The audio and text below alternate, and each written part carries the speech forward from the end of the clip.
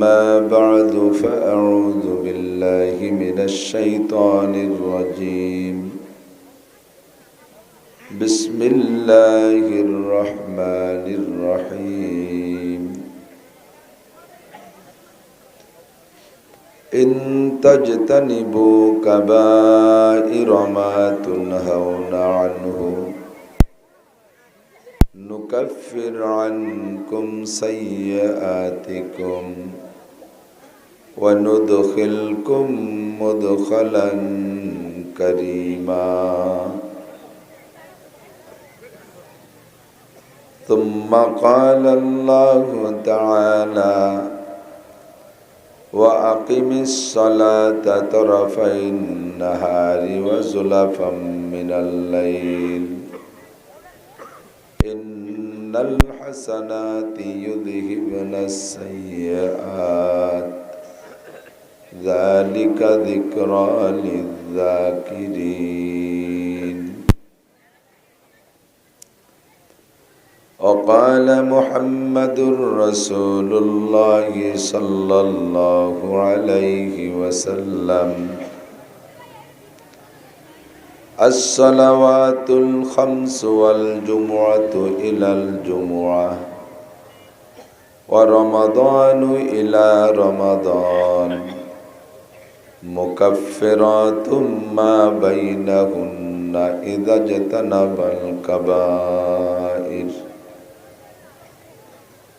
وعن أبي هريرة رضي الله تعالى عنه أنه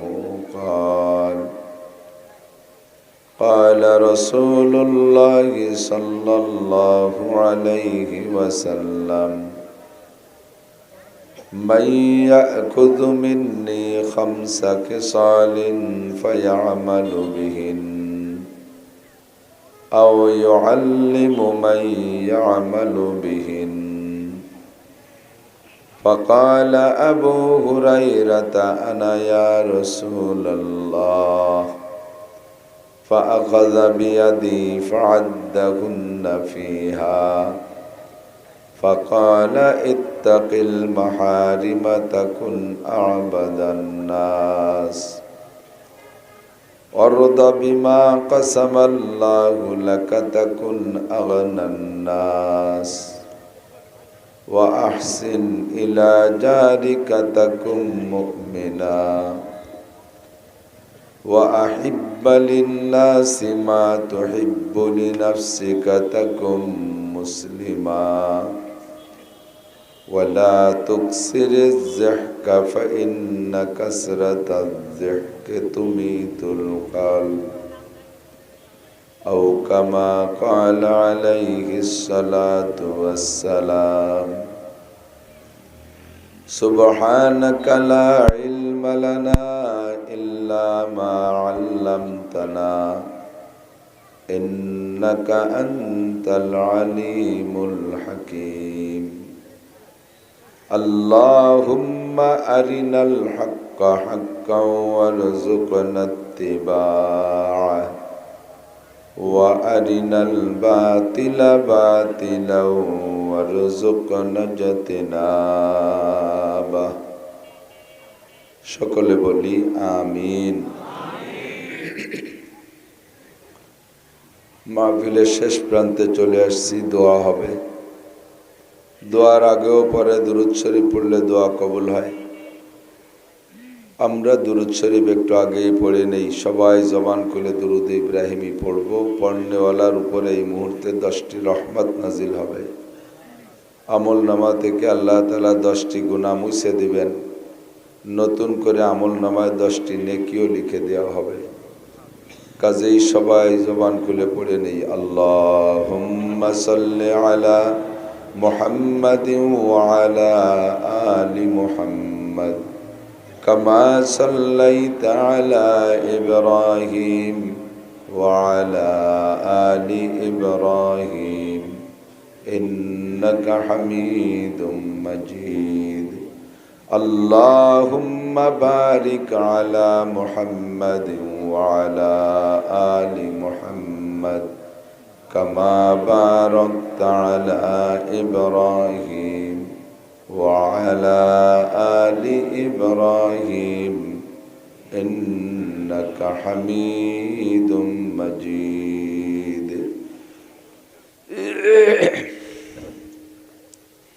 ঐতিহ্যবাহী বহেরাতলা হামিদিয়া মালঞ্চিয়া নুরানি হাফেজিয়া মাদ্রাসা লিল্লা বোর্ডিং ও এতিমখানা পক্ষ থেকে আয়োজিত 19তম বার্ষিক ওয়াজ মাহফিল। অধ্যক্ষর মাহফিলের সভাপতি জনাব পীরজাদা আলহাজ মুবিন উদ্দিন আহমদ নওশিন মিয়া সাহেব হাফিজাহুল্লাহ। এতক্ষণ পর্যন্ত বয়ান করেছেন আহলে হক উলামায়ে কেরাম। এ অঞ্চলের অনেক অনেক উলামায়ে কেরাম, আইম্মায়ে মাসাজিদ, মাদ্রাসার আজিজাম তোলাবা, প্রাণ প্রিয় দেশবাসী, পর্দার আড়ালে বসে থাকা মা ও বোনেরা,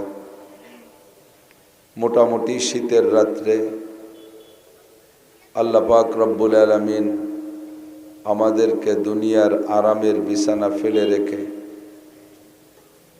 আখিরাতে জান্নাতের চিরস্থায়ী আরামের বিছানার লোভে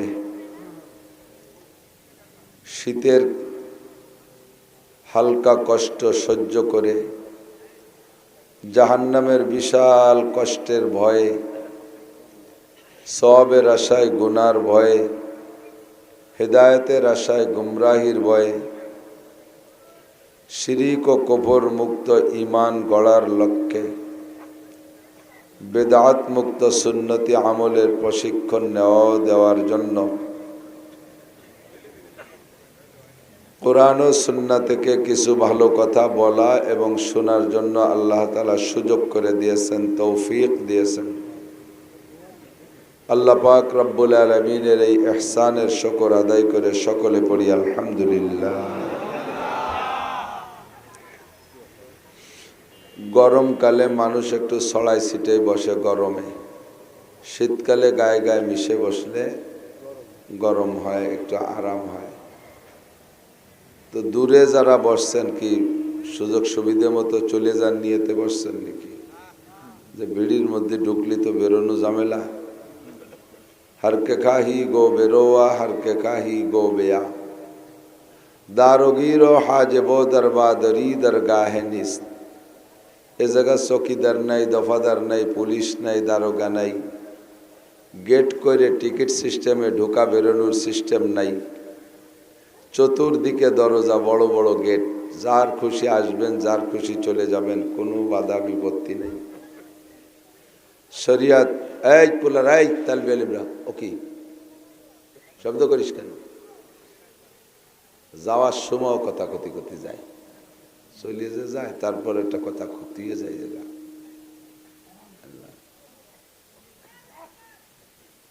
ইসলামের ভিতরে লা ইকরাহা ফিদ্দিন, ধর্মের ব্যাপারে কোনো জবরদস্তি নাই।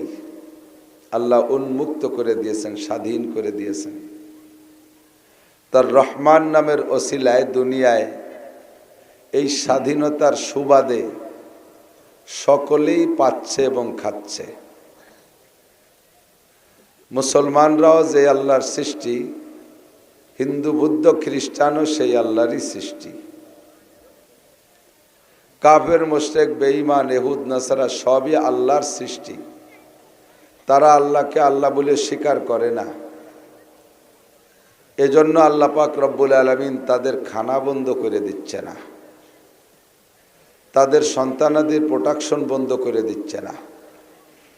মুসলমানকেও যে হারে দিচ্ছে তাদেরও সেই হারে দিচ্ছে, বরঞ্চ তারা আরো বেশি খাচ্ছে পাচ্ছে।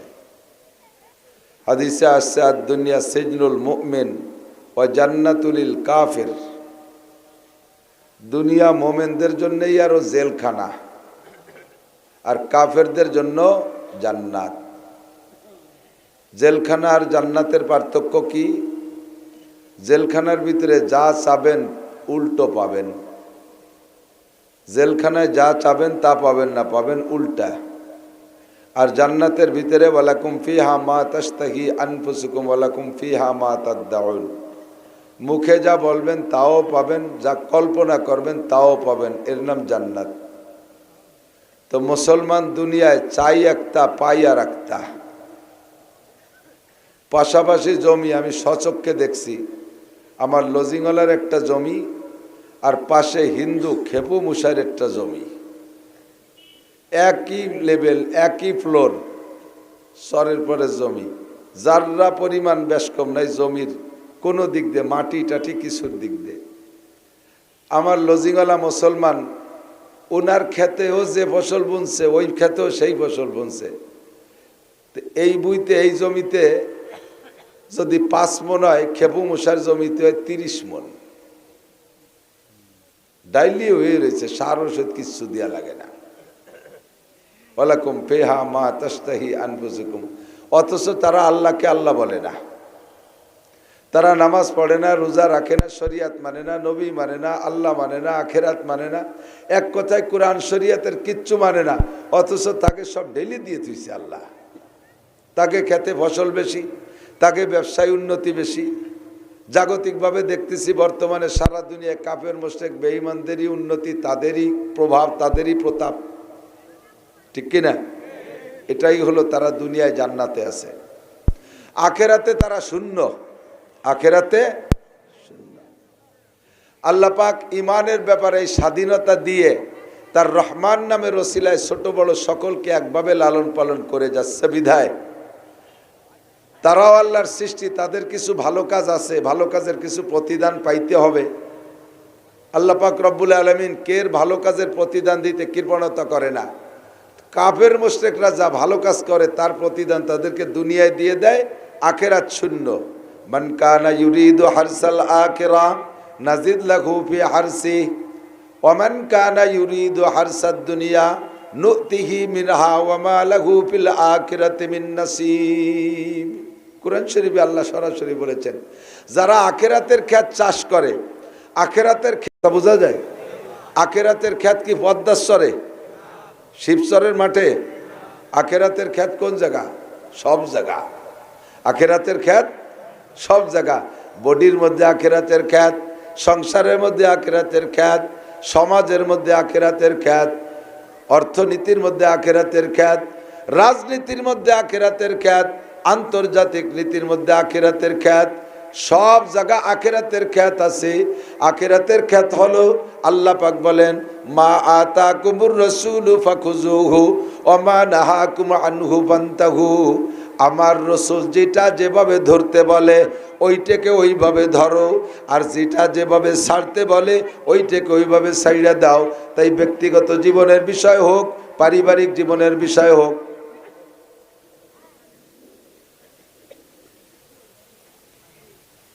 যে বিষয় হোক না কেন, প্রত্যেকটা বিষয় আল্লাহর হুকুম নবীর তরিকা আছে না নাই? একটু স্বীকার করেন, আছে না নাই?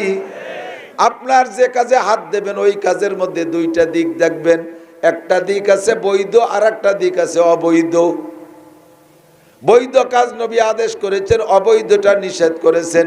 বৈধটাকে নবীর সিস্টেম অনুযায়ী, তরিকা অনুযায়ী করা, এর নাম হলো আখিরাতের ক্ষেত চাষ করা। আল্লাহ পাক বলেন, যারা আখিরাতের ক্ষেত চাষ করবা, পরিশ্রম করবা কম, পারিশ্রমিক পাবা বেশি, ডিউটি করবা কম, বেতন পাবা বেশি, ইবাদত করবা কম, নেকি পাবা বেশি, আমল করবা কম, সওয়াব পাবা বেশি। আখিরাতের ক্ষেত আমি আল্লাহ তাআলা বাড়াইয়া দেব।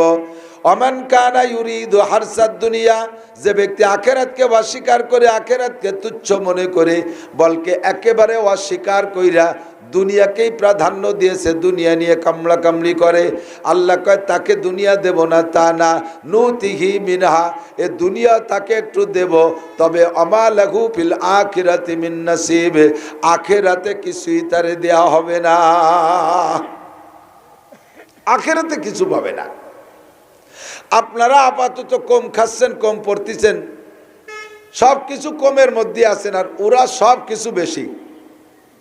কাফের মুশরিকের সব কিছু বর্তমানে বিশ্বে প্রভাব প্রতাপ মুসলমানের বেশি না কাফেরের বেশি? কাফেরের বেশি। সারা দুনিয়ার ছুটা ঘুরছে আমেরিকার বদমায়েশ ওই মুরব্বীরা, ঠিক কিনা? আর তাদের পোষ্যপুত্র ইসরায়েলের নেতানিয়াহু সাড়ে শয়তান, সাড়ে হারামজাদা। এর চেয়ে আর ভালো বাংলা ভাষী নে কথি। মধ্যপ্রাচ্য সহ গোটা দুনিয়াকে জ্বালায় দিচ্ছে। ও মুসলমান না কাফের? নামে মাত্র ইহুদি, বলকি কিন্তু সেই অরিজিনাল ইহুদি তো এখন নাই। আর অরিজিনাল ইহুদি থাকলেও সেটা কাফের। যে কোরআন মানে না, আমাদের নবী মানে না, সে কাফের। সে কি? জ্বালাই খাচ্ছে, দুনিয়ার মাতুব্বারি তারা করে খাচ্ছে। তা আমরা মুসলমানরা এত আল্লাহরে কই, আমাকে কি আল্লাহ একটু কিছু দেবে না?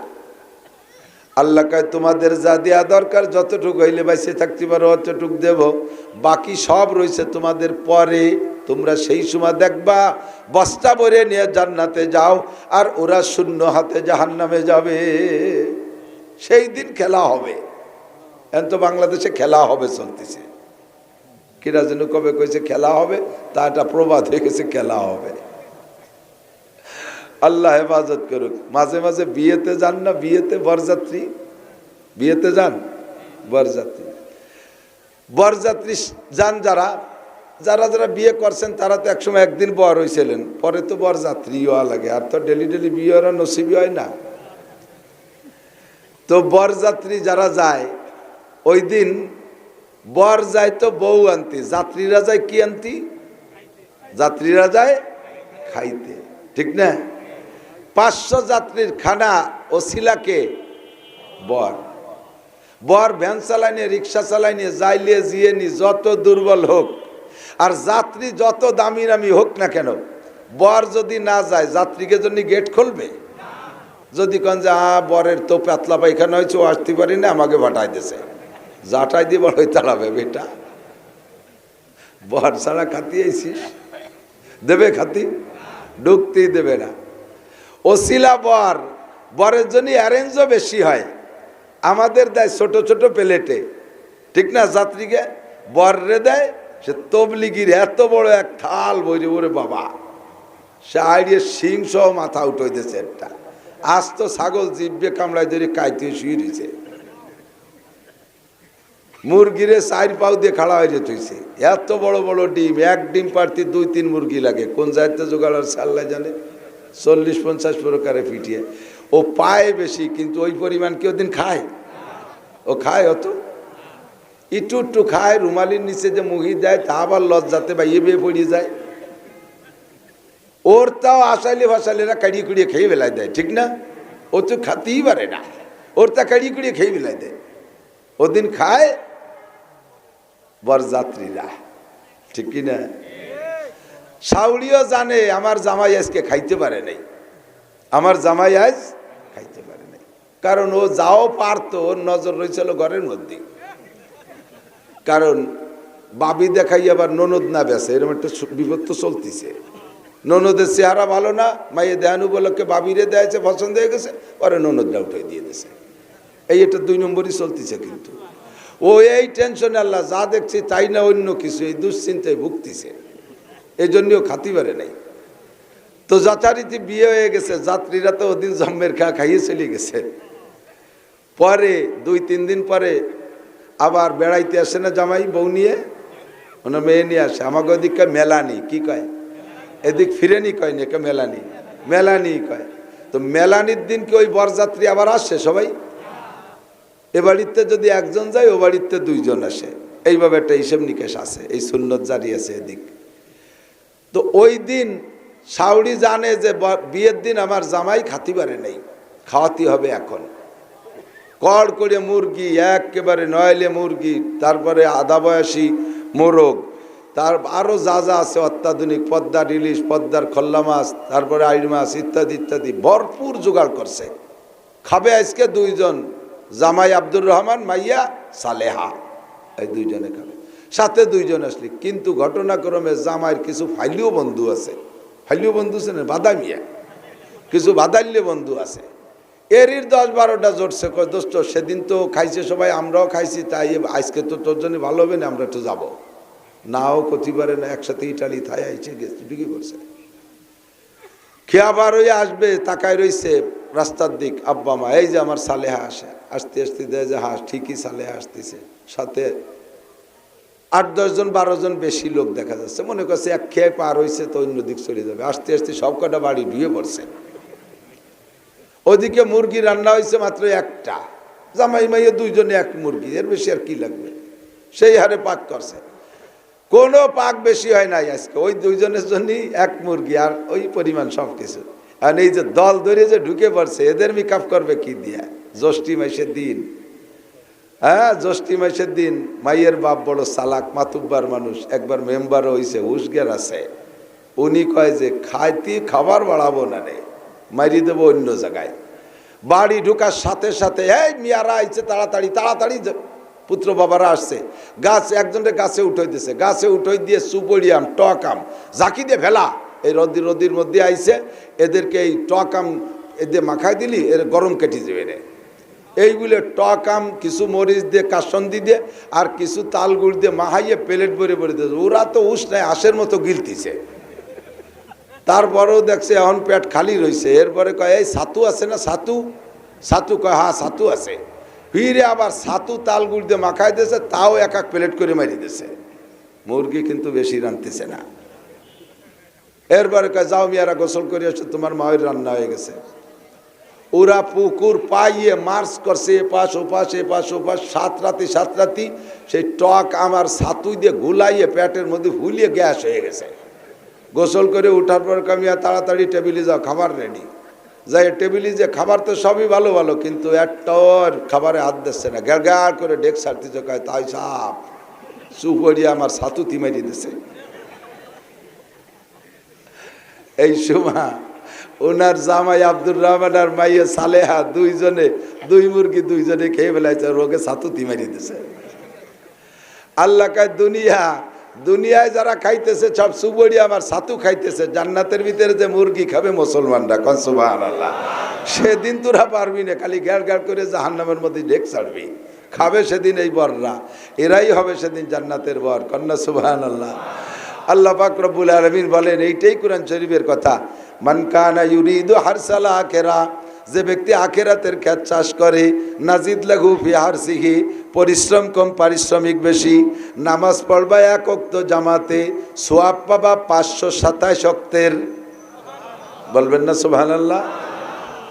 কোরআন শরীফের হরফ পড়বা একটা, নেকি পাবা 10টা, কোন সুবহানাল্লাহ। একবার বলবেন আল্লাহু আকবার, একটু বলেন আল্লাহু আকবার।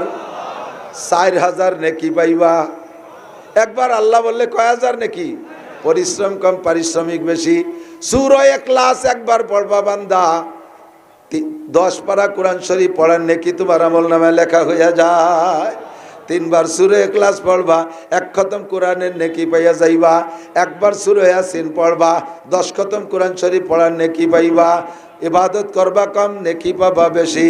মান কানা ইউরিদু হারসাল আখিরা, একটা সুন্নতের পর আমল করবা, মেসাক পকেটে রাইখা ওযু বানানোর আগে 3টে ডলা দিবা, তোমার আমল নামায় 100 শহীদের সওয়াব লেখা হইয়া যাবে। মান কানা ইউরিদু হারসাল আখিরা, আমার দিক যুবকরা তাকাও, যদি কোনো বিরাস 1 কোটি টাকা দামের বিরাস থাকে, 1 কোটি টাকায় যদি কোনো বিরাসের দাম হয়, এমন একটা বিরাস পয়সা আছে কিনছেন, আর যদি কোনো পেস্ট কিনতে 1 লক্ষ টাকা লাগে, আপনি 1 কোটি টাকা দামের বিরাস দিয়া 1 লক্ষ টাকা দামের পেস্ট দিয়ে দাঁত মাজবেন, পরিষ্কার করবেন, আল্লাহর কসম একটা নেকিও আপনি পাবেন না, একটা নেকিও আপনি পাবেন না। আপনার দাঁত পরিষ্কার হতে পারে কিন্তু নেকি পাবেন না। গাছের একটা ডাল কাইটা পকেটে রাখবেন, ওযুর আগে 3টে ডলা মারবেন। আপনাকে এই মাসালাটা শুনলেন যে আমার কাছ থেকে, এর বিনিময় পাবেন 60 বছর নফল নামাজ ও নফল রোজার সওয়াব।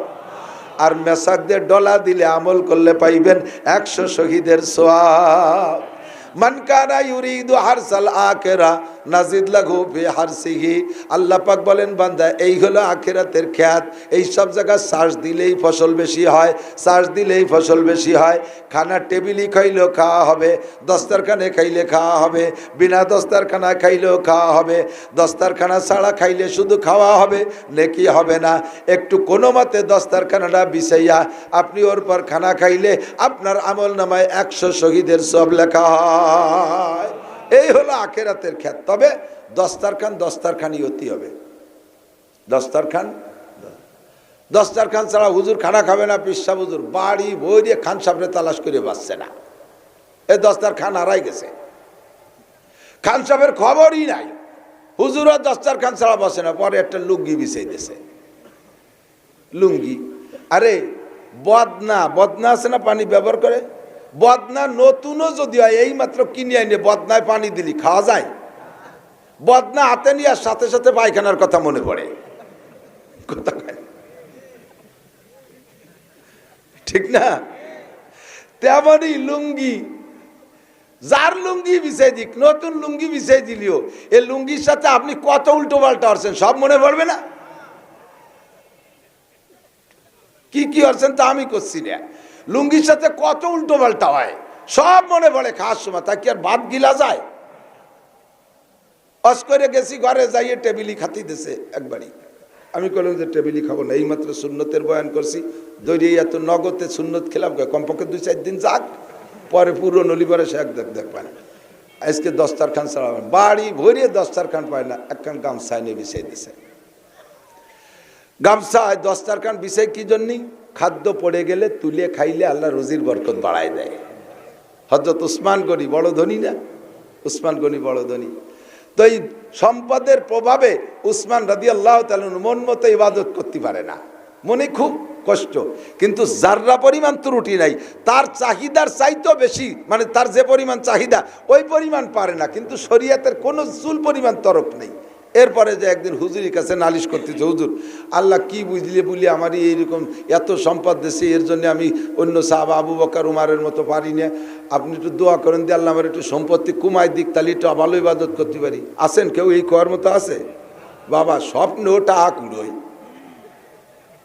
গমের মধ্যে যে এইরকম কি স্বপ্নে দেখতে যে খালি টা টা। উসমান কয় আল্লাহর কাছে দোয়ারে নেওয়ার পয়সা একটু কমিয়ে যাক। হুজুর বললেন ও দোয়া আমি করতে পারবো না, কারণ তোমার সম্পদ আছে বিধায় তবুকের যুদ্ধে তুমি 3 ভাগের 1 ভাগ খরচ দেছ, তোমার ইনকামে তোমার অর্থের 3 ভাগের 1 ভাগ দেছো তবুকের যুদ্ধে, ওই টাকা দিয়ে আমি এরকম 10টা যুদ্ধ চালাইতে পারি, এত সম্পদ। যদি তোমার টাকা না থাকতো তাহলে তুমি এত দিতে পারতো, আমার এই ইসলামের এত উপকার হইতো, তোমার টাকা কমানোর কথা বলতে পারবো না। কয় যে হুজুর ইয়ার বেশি হয়ে গেছে, নামাজ কালাম ভালো ঠিক মতো মন মতো ভর্তি পারি না। হুজুর কয় যদি একেবারে একান্ত কমানোর ইচ্ছে হয় তাহলে ওই হাতের থেকে পড়ে যায় যে খাবার, ওই পড়ে যা খাবার কুড়োই খাবা না, খুঁটে খাবা না, তাহলে আস্তে আস্তে গরিব হয়ে যাবা। কয় যে হুজুর খাবার পড়ে যাবে আর কুড়োই খাবো না, তারপরেও যদি পয়সা কড়ি কমিয়ে যায় এর কারণে চেষ্টা করে দেই। উটের পিঠে বসে খেজুর খাচ্ছে উসমান, একটা খেজুরের অর্ধেক খাইছে আর অর্ধেক হাতের থেকে পড়ে গেছে বালির মধ্যে, মরুভূমির বালুর ভিতরে, আর অর্ধেক পড়ে গেছে। সেই উট তো কোন জায়গা, প্রায় 3 তলা না উট, উটির হাঁটু কিন্তু 3-4 ভাগ, গরুর তো আর মানুষের তো 2 হাঁটু, উটির হাঁটু 3 কেন। সেই উপরে মুরব্বী নামিয়ে এসে সেই অর্ধেক খেজুর কুড়াইয়া মুছিয়া ভাষার সাথে ডলিয়ে পরিষ্কার হইয়া তাই খাচ্ছে। হুজুর তাই দূরিতে দেখে কয় উসমান তুমি গরিব বাবা হবে না, খাবার কুড়িয়ে খাবার। হ্যাঁ এই দস্তারখান বিছাই কি জন্য? যাতে ময়লা জায়গা খাবার না পড়ে আর কুড়াই খাইতে কষ্ট না হয়, ঘৃণা না লাগে, এই জন্যই না। আমি দস্তারখান চাইছি, গামছা একখানা নিয়ে বিছাই দিয়েছে, এ গামছারে কিনা যেন আবার তার কায়দা আমল করছে। গামছার স্বভাব কি?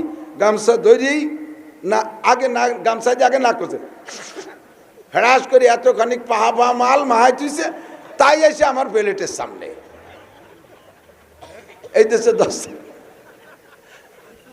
আমি বললাম যে আজ আর খাওয়া হলো না। পরে গামছা পাল্টায় আর হবেই না, পরে গামছা দেখলি আমার সেই সিএনের কথা মনে পড়ে। এই কিন্তু আমার গামছা রুমাল না, আমি এই সব জায়গায় গামছা সাথে রাখি। এক জায়গায় অজু বানাইয়া রাতে কইছে অজু মুসব, শীতকাল তো একটু মুস্তি হয়, গামছা একটা আনিয়ে দিছে, মুখ মুস্তিছে আর মুখ তেল তেলি হয়ে যাচ্ছে। পরে কি ব্যাপার এরকম কে?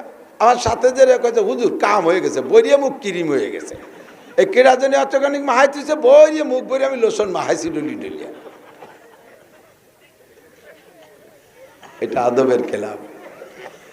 গামছা যদি কেউ দিতে হয় তাহলে তার নতুন গামছা দিতে হবে, আপনার ব্যবহার করা গামছা দেবেন না। আপনার গামছা যে আপনি গা গতর পরিষ্কার করছেন, মুছছেন, আপনার গায়ে একটা গন্ধ আছে, ওটা আপনার ভালো লাগে, আপনার মুখে দিলে ওই গামছা খারাপ লাগে না, আপনার গায়ের গন্ধ আর একজনের খারাপ লাগে। কতক্ষণ কাজেই আপনার ব্যবহৃত গামছা আর একজনকে দেবেন না।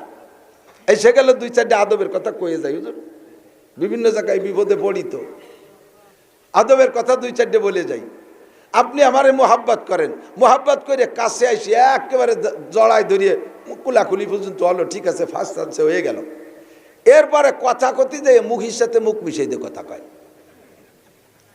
আমার মুখে গন্ধ আছে, এই গন্ধ আমি টের পাই না, আমার মুখের গন্ধ আপনি টের পান। আর মুখের গন্ধ, গালে গন্ধ যে কি বিশ্রী গন্ধ, জায়গায় জায়গায় তো দুই একজনের কইতেই মনে চায় তুই এনে খানিক আগিয়ে তো তোর গু সুখ পানি, তো মুখ খান ছড়া কতক্ষণ।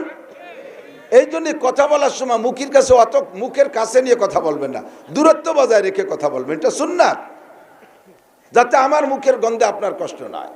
এই ফেরিতে উঠছি, সেই সময় পদ্মা সেতু ছাড়ে নাই, আমি আর লেখত ভাই যাইতেছি ঢাকা, এই নগর কান্দার একজন ও ফেরিতে উঠিয়েছি, ওই মাথাতে আমারে দেখছে, মার মার করে দৌড়ে আইছে, যুবক ক্লাসে, আবার পান খায়, ও আইসেই আমারে জড়াই ধরছে, এমনভাবে ধরছে এর আংঠার মতো দূরি ফেলেছে। কয় যে হুজুর সারা জীবনে আপনারা দুইবার দেখছি, তার আজকে প্রথমবার, সারা জীবনে দুইবার দেখছে, তার আজ বলে প্রথমবার, তাহলে আজ প্রথম বললি আর দ্বিতীয়বার কবে? কয় যে আগে একদিন, কথা তাহলে সেই দিন আগে না আজকে আগে? কয় যে হুজুর খুশিতে ভুলে গেছি, কি খবর টের পাইনি।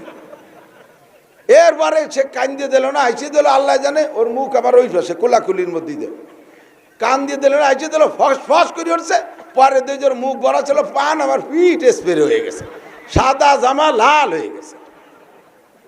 তুই এই ভালোবাসতিস, এটা আদবের খেলাফ। আদব তাজস্তে আজ লুৎফে এলাহি বেনে বারসার বেরো আর যাকে খাই। আদবের খেয়াল রাখতে হবে, বসবেন গাছ সাথে ঘেসে বসবেন না, একটু সরে বসবেন। আরো কিছু কথা আছে, কর্তৃপক্ষ আমাদের জন্য, আমাদের স্বাস্থ্য সুবিধার দিক তাকাইয়া আমাদের জন্য একটু প্রাইভেট মেহমানদারির ইন্তজাম রাখে, আমাদের জন্য প্রাইভেট মেহমানদারির ইন্তজাম রাখে, যেটা গণহারে দেওয়া যায় না। স্টেজে যাওয়ার আগেই পার্সোনাল মেহমানদারিটুক আমরা পাইলে আমাদেরও শক্তি বাড়ে, স্টেজে যে কথা বলতে পারি, ভালো লাগে। কর্তৃপক্ষ তৈরি করেছে, তা দিয়েও তারা খাওয়াইয়ে খুশি হয়, মহিলারা একটু পিঠা বানাইছে, একটু ইত্যাদি ইত্যাদি, কথাও না বলি। এখন কয়েকজন আইসে আমার সাথে এমনভাবে বসে রয়েছে গাতি মারিয়ে, বাড়ি এলাকালি উকি মারিয়ে দেয়, না পারে তাকে সরিয়ে জাতি বলতি, না পারে আমার খাবার দিতে, ঘরে ভিটে বানানো রয়েছে, আমি চুপ করে বসে খালি পেটে আইসে ওয়াজ করে চলে গেলাম, আগেও দিতে পারলো না, পরেও দিতে পারলো না, গণহারে দুহেন বিস্কুট দিচ্ছে, তাই খেয়ে চলে আসলাম। আসার সময় হুজুর আপনার জন্য ভিডিও বানাইছিলাম, হয়তো বানাইছিল, তা দিলে না, কয় যে পরিমাণ লোক এসে বসে রয়েছে তা দেবো কোন ফাঁকে। খেয়াল রাখেন, কিন্তু এগুলো করবেন না, এগুলো করবেন না। আসছে, সাক্ষাৎ হয়ে গেছে, চা খাইছেন, উঠে যান, হুজুরে ফ্রি করে দেন। খালি হুজুর না, যে কেউ চিফ গেস্ট, বিশেষ মেহমান যে, তাকে সুযোগ দিতে হবে, তার জন্য আলাদা মেহমানদারি থাকে, এসব দিক খেয়াল রাখতে হবে। আমরা গাড়ি নিয়ে আসছি, গাড়ি আনার সাথে সাথেই চট করে গাড়িটা দাঁড়ানোর সাথে সাথে দরজাটা টেনে খুলে ফেলাইছে। এখন তো শীতকাল, মাঝে মাঝে গায়ে দেওয়া লাগবে না, এগুলো খেয়াল রাখার কথা বলছি, কষ্ট হচ্ছে নাকি? এখন তো অপ্রয়োজনীয়, এগুলো কিন্তু জরুরি, এগুলো আদব, এগুলো আদর্শ। গরমকালে এক জায়গায় মাহফিল করছি, ঘামিয়ে গেছি, গাড়িতে উঠে, আমার নিজের গাড়ি, আমার বাড়ির মতো, আমি জামাটা খুলে বসে রয়েছি, কিছুক্ষণ গা জুড়াচ্ছি, এই করতে করতে আর এক মাহফিলের দ্বারে চলে গেছি, এখনো জামা কাপড় গায়ে দিয়ে পারি নেই, খালি গায়ে বসে রয়েছি।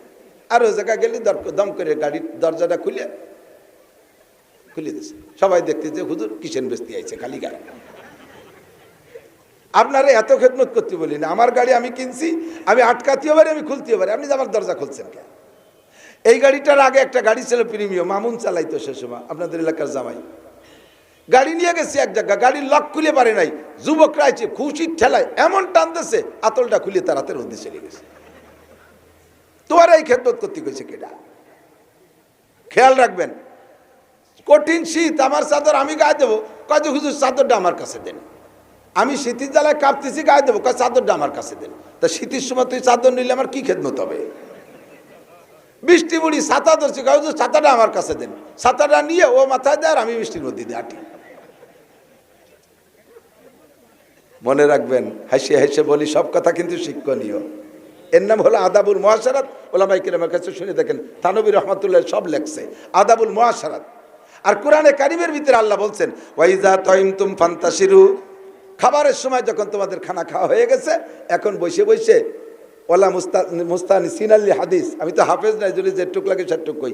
খাওয়া দাওয়া হয়ে গেছে, এরপরে বাড়িওয়ালাদের কাজ রয়েছে, তাকে সুযোগ না দিয়ে ওই জায়গা কাতি মারি বসে পান খাচ্ছে, সিগারেট খাচ্ছে, গল্প করিয়ে যাচ্ছে, বাড়ির বিটিরা নড়াচড়া করতে পারতেছে না, উচিত না। খাওয়া হয়ে গেছে সরি পড়েন, আল্লাহকে ফান্তা শুরু মানে সরি পড়ো। খাওয়া হয়ে গেছে, ওঠো, জায়গা খালি করে দাও, বাড়ি অন্য কাজ আছে। আমি এই কোটটা খুলছি, খেয়াল রাখবেন, আমি এই গরমে এখন কোটটা খুলে ফেলছি, পাশে একজন দৌড়িয়ে খেদমতের নিয়েতেই আমার কোটটা হাতে নেছে, নেবেন না। আমার এই কোটের মধ্যে তো আমার মাল রয়েছে, টাকা পয়সা রয়েছে। আপনি কোটটা নিয়ে যত্ন করে রাখছেন, আপনি যত্ন করার নিয়েতে আছেন, কিন্তু চোরে তো আলাদা যত্নের নিয়েতে আছে। সে কোন পাকে কোটের পকেট মারিয়ে দিয়েছে আপনিও জানেন না, আমিও জানি না, কিন্তু কোট নেছেন তো আপনি। পরবর্তীতে এর ভিতরে আমার আজীবন আপনার প্রতি কুধারণা থেকে যাবে, লোকটা এই কাম করছে, যদিও বলতে পারলাম না, কিন্তু এই কাম করছে। হাতের হ্যান্ডব্যাগ, ছাতা, চাদর, কোট, এইগুলো কখনো হাতে নিয়ে খেদমত করবো, ওটা যার তার কাছে থাকবে। দস্তারখানের কথা বলতে যে সরে চলে আসছি, প্রত্যেকের বাড়ি মুস্তাকিল একটা দস্তারখানা বানাবেন। ইদানিং এই যে ওয়েল কলোতে পাওয়া যাচ্ছে, সুন্দর একটা দস্তারখানা দেবেন। দস্তারখানা ছাড়া খানা খাইলে আপনার খানা খাওয়া হয়ে যাবে, কিন্তু নেকি হবে না। দস্তারখানা বিছে খানা খাবেন। পুরুষরা মোটামুটি একটু আমল করে, মহিলারা দস্তারখান চেনেই না। উনরা তো চুলোর ভিডিতে কড়াইতি মাহাই দোয়াই খাইতে বাড়ি চলে আসে, সে জায়গায় দস্তারখানা বিছে কোন জায়গায়? হাড়িতে ভাত সাইডে পাটার উপরে মাহাই নিয়ে ওইতে মারি দিয়ে চলে আসে। আর একটা মশলা এসে গেল, না কই পারতেছিলেন কব। মা বোন যদি শোনেন তাহলে লক্ষ্য রাখবেন, বাড়ির খানা রান্না কইরা পাক কইরা কখনো পুরুষের চাইতে আগে খাবেন না, কখনো পুরুষের চেয়ে আগে খাবেন না, সংসারের ভিতরে বরকত নষ্ট হয়ে যায়। হ্যাঁ, পুরুষরা যদি আসতে দেরি করে তাহলে কি অতক্ষণ কষ্ট করব? না, কষ্ট করবেন না। আখখানাটা পুরুষদের জন্য আলাদা করে রেখে দিয়ে তারপরে খাবেন, নইলে বরকত থাকে না। সুলাইমান নবী আলাইহিস সালাতু ওয়াস সালাম লম্বা সফরে গিয়েছেন। সফর থেকে আইছে উনি, যে উনার অনেকগুলো স্ত্রী ছিল, যে স্ত্রী ঘরে যেদিন খানার ইন্তজাম হইতো, সেই স্ত্রী সেই দিন উনি আসার আগে রাতের খানা খাইতেন না। আল্লাহু আকবার। লম্বা সফর করে বাসায় আসছে, যে স্ত্রীর ঘরে আজকে রাত যাপন করবেন, ওই স্ত্রী ঘরে গেছে, পরিশ্রম হয়ে গেছে, সফরে বেশি। উনার অভ্যাস 2 খানা রুটি খান রাত্রে, কোনোদিনও 2 খানের বেশি খান না। যে স্ত্রী ঘরে থাকে ওই স্ত্রী 4 খানা রুটি রাত্রের জন্য তৈরি করে, নিজে 2 খান খায়, আর স্বামীর জন্য 2 খান, স্বামী 2 খান খায়। স্বামী যতক্ষণ পর্যন্ত রাতের রুটি না খায় অতক্ষণ পর্যন্ত স্ত্রী রাতের রুটি খাইতেন না। আজকে ওনার লম্বা সফরে কষ্ট হয়ে গেছে, বাসায় ফিরে আসার পরে স্বামীকে আগে 2 খানা রুটি দিয়েছে। সুলাইমান নবী আলাইহিস সালাম 2 খানা রুটি খাইয়া আজকে পেট ভরে নাই। এবার বলেন কি করণীয়? যদি স্ত্রীর 2 খান স্ত্রী আগে খাইয়ে বসে থাকে, এরপরে স্বামী বিচারা আসছে, তার জন্য 2 খান রুটি আছে, তার তো ক্ষুধা রয়ে গেছে পেটে, এখন আপনি তার ক্ষুধা কি দিয়ে মিটাবেন? যদি আপনিও যদি আগে না খাওয়া থাকে, আপনার রুটি 2 খান ঘরে থাকে, আপনি তো মহিলা মানুষ, কিছু না কিছু দিন ভরে বাড়ির মধ্যে থেকে খাওয়া দাওয়া করছেন, বা ক্ষুধা আপনার কম থাকতে পারে, স্বামীর লাগলে আর 1 খান রুটি দিয়ে তার চাহিদা পূরণ করতে পারবেন। আর যদি আপনি আগে আপনার দেখাইয়ে সাবাল করে দেন, স্বামী বিচারা ক্ষুধা পেটে ঘুমাবে। কতক্ষণ ঠিক কি ঠিক না? সুলাইমান আলাইহিস সালাতু ওয়াস সালাম রুটি 2 খান খাইয়া হাত ধুচ্ছে না, বারবার আঙ্গুল চাটতেছে। এই আঙ্গুল চাটা দেখে, হাত না ধোয়া দেখা স্ত্রী টের পাইছে ওনার পেট ভরে নাই। বলছে, ওগো স্বামী, ওগো আল্লাহর পয়গম্বর সুলাইমান নবী, আপনার কি ক্ষুধা মেটে নাই? রুটি কে আর দেব? সুলাইমান আলাইহিস সালাম চুপ করে রয়েছে, হা না, কিছু বলেন নাই। আর আরবিতে বলে আজ সুকুতুন নিসফুর রিজা, চুপ থাকা হলো সমর্থনের লক্ষণ। জিজ্ঞেস করছে, আর কি রুটি লাগবে? যেহেতু চুপ করে রয়েছে, বোঝা যায় যে লাগবে। স্ত্রী বার ঘরে যাইয়া ওনার 2 খান রুটি ছিল, সেখান থেকে 1 খান রুটি এনে দস্তারখানের পর দেশে সুলাইমান নবী রুটি খান ধরছে, ছিঁড়ে খাবে। ইতিমধ্যে মনের মধ্যে কামড় দেশে, আরে কপাল, আমি যে 1 খান রুটি খাবো, এই রুটি তো আর একজনের। তারও রাত্রে 2খানা রুটি লাগে। আমি যদি ওই 1খান রুটি খেয়ে বেলাই, ওই মহিলা আমার স্ত্রী যদিও সে রাতে তার অর্ধ ক্ষুধা নিয়ে ঘুমাইতে হবে, রাত কাটাইতে হবে, কষ্ট হবে। রুটি কান সুলাইমান নবী না খাইয়া নিজের জিব্বাটারে টানিয়ে ধরে হাত দিয়ে পিটাইতেছে আর কয়, ও জিব্বা, তোরে জনমের মতো খাওয়াই দেব, তুই আর একজনের হক মাইরে খাবি, আর একজনের হক নষ্ট করবি, তারে কষ্ট দিবি। উনি 2খান রুটি খেয়ে অপেক্ষা করলেন, রাত কাটাইলেন, আর 1খান রুটি স্ত্রীরা খাইলেন না। শিক্ষণীয় অনেক কিছু। স্ত্রীদের শিক্ষণীয় হলো স্বামীর প্রয়োজনে দেওয়ার সুযোগ থাকবে। যদি আগে না খায়, যদি স্ত্রীরা আগে না খায়, তাহলে ঘরে খাবার বেশি থাকবে, স্বামীর প্রয়োজন বেশি হলে দিতে পারবে। এই শিক্ষাটা ওখান থেকে নেবে। আর পুরুষরা শিক্ষা নেবে, কি শিক্ষা নেবে? কয় আপনার স্ত্রী ঘরে খাইলো কি খাইলো না এ খবরও কিন্তু আপনার রাখতে হবে। কথা বলেন? ঘরে ভালো মুরগি বা ভালো মাছ রান্না হয়েছে, বেশ, উনি বসে বসে এ কলজে কো, মাটিয়ে কো, পরান কো, সে মুরগির মাথা কো। এত বড় ইলিশ আনলাম, ইলিশি মাথা নাই, সব মাথা পরান কলজে জীবন ভরে তোমার পরানে চাই। ও বিটি মানুষ মহিলা, তার কি পরান চায় না? তুমি তো কত জায়গায় দাওয়াত খেয়ে বেড়াও, সে জায়গায় মোটা মোটা খাও, মহিলাকে দাওয়াত চাওয়া তাই না কোনো জায়গায় তেমন। বাড়ি যেদিন খানা ভালো হবে সেই দিন আমরা পুরুষদের দায়িত্ব, আগে মহিলাদেরকে পরাণ ভরে খাওয়াবেন সামনের পর বসে। তবে মহিলাকে আমরা সামনে বসে খাওয়াবো, মহিলারা যেন আমরা আসার আগে আবার গাইড কেটে না দেয়, উন্ডা যেন আবার আড়ি মেরিয়ে না দেয়। আগে উন্ডা থাকবে, অপেক্ষা করে স্বামীকে নিয়ে একসাথে খাবেন।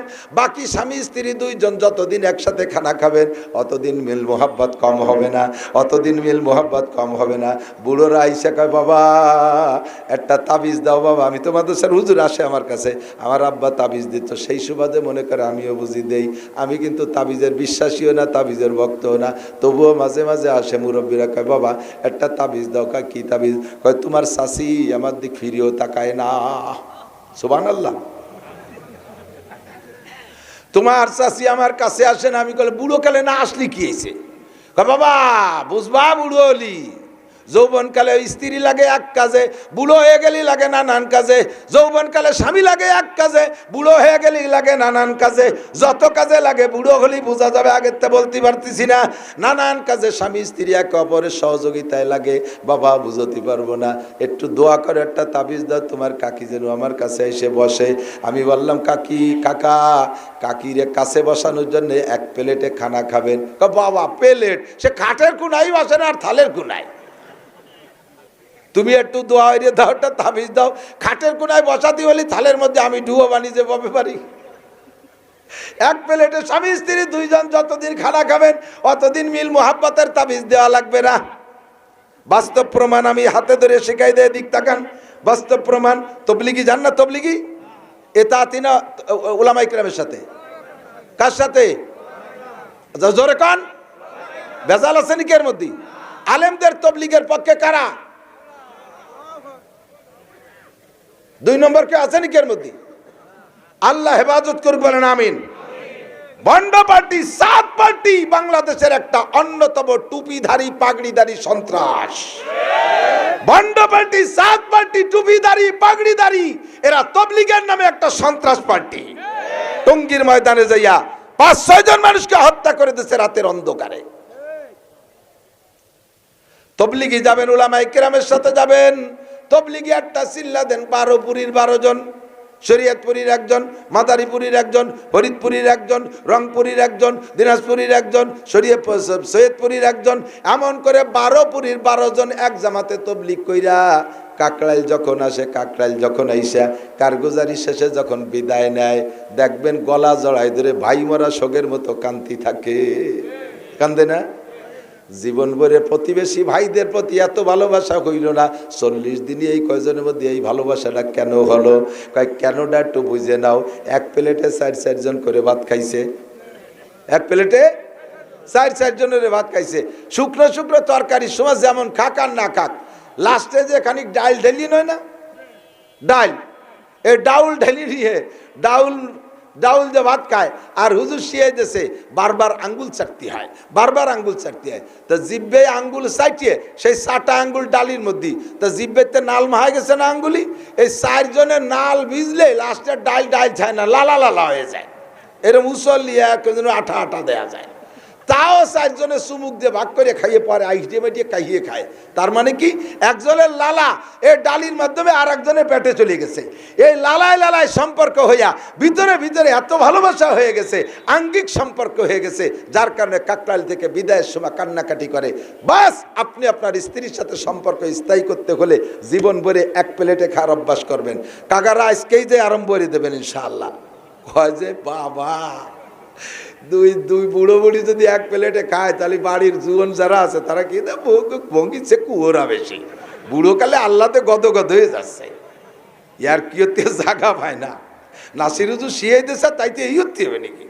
আরে বেটা এই করতে হবে, ফা কথা মোটে কবি দেয়। তোরাও খাবি, মা বাপরে তো এক প্লেটে খাবি, তাহলে মা বাবার ভিতরে জীবনে গ্যাঞ্জাম হবে না, বরঞ্চ একটা আনন্দের বিষয়। কথা বলেন না কেন? আনন্দিত হবা। আমার আব্বা মা 80 বছর বয়সেও এখন এক প্লেটে খায়, দেখো আব্বা মার মধ্যে কি ভালোবাসা, এটা তো একটা আনন্দের বিষয়। এ জায়গা খেপা বাঁকা। আল্লাহু আকবার। এগুলো সবই নবী পাকের আদর্শ।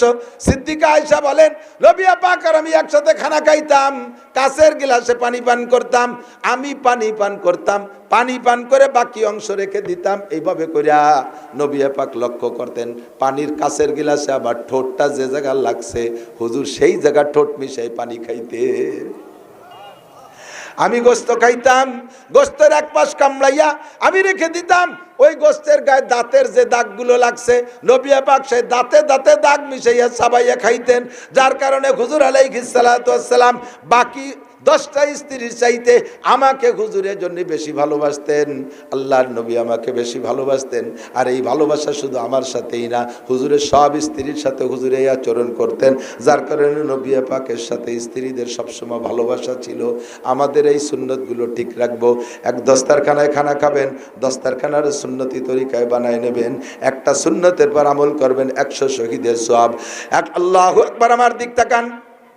মেসাকের পর আমল করলে কয়শো শহীদের সওয়াব? জোরে বলেন। বিরাজ দে দাঁত মাজলি কয়শো? বিরাজ দে দাঁত মাজবা, বিরাজ ফায়ার করে কলজে ভুটো বেলায় দেবে। আল্লাহ দাঁত পরিষ্কার করার জন্য ডেলি একবার বিরাজ করেন, ওটা নেকির নিয়েতে না, কিন্তু তবে দাঁত পরিষ্কার করতে বিরাজ লাগে না, জীবনও বিরাজ করি না। সারা জীবন ভরে পকেটে মেসক থাকে। 30 বছর যাবৎ পান খাচ্ছি, আল্লাহর রহমতে সেই হারে দাঁত এখনো কালা হয় নাই। মেসা কি করি?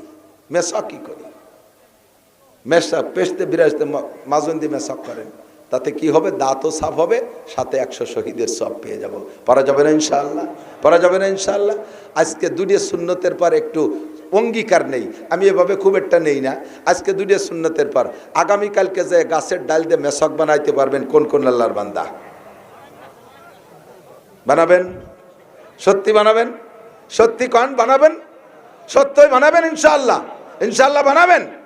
এত মানুষ সুন্নতের পর আমল করার কারণে যে নেকি হবে আমি তার পার্সেন্ট পাবো ইনশাআল্লাহ। আর যেভাবেই খানা খান, একটা দস্তারখান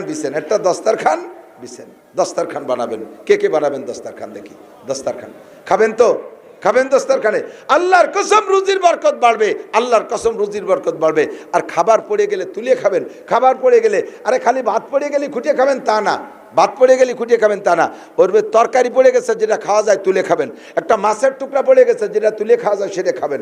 আর একটা কথা মনে রাখবেন, এসে গেছে যেহেতু কয়ে যায় হুজুর, সব দিন সব কথা আসে না। খাবারের ভিতরে যে উচ্ছিষ্ট মানে কাটা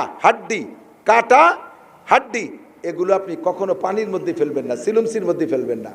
যে পাত্রে পানি আছে এর ভিতরে এগুলো ফেলবেন না, এগুলো আরেকজনের খাবার। কাটা যদি পানির মধ্যে ফেলান, এর যত বড় মাছের কাটা হোক ওইটা আর বিড়ালে খায় না, কারণ ওর কাটার ভিতরে যে স্বাদ ছিল পানিতে দিয়ে নষ্ট হয়ে গেছে, ও আর খাবে না।